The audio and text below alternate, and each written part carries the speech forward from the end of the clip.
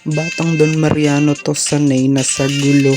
Wala ditong talo-talo, lahat dito salo-salo. May barkadang matino, minsan matigas ang ulo. Magdamag na sa labas, minsan lang makalabas. Susulitin sumaya, tapos lungkot na naman bukas. Susulitin bawat oras, di na nagsayang ng oras. Ganyan naman palagi sa umaga, may kape, hindi ka sasanay.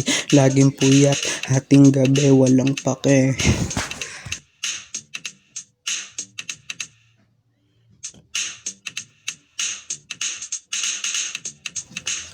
Uuwi ng gabi, tatambay muna dun sa sulok.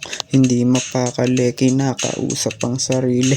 Paano makauwi sa aming bahay? Pag uwi papagalitan kasi mas masarap pang matulog sa kotse kesa umuwi. Ang dami ko na ring mga kasalanan, pero lahat yan ay handa kong pagbayaran. Aminadong matigas ang aking ulo, pero sa aming magulang mataas aking respeto.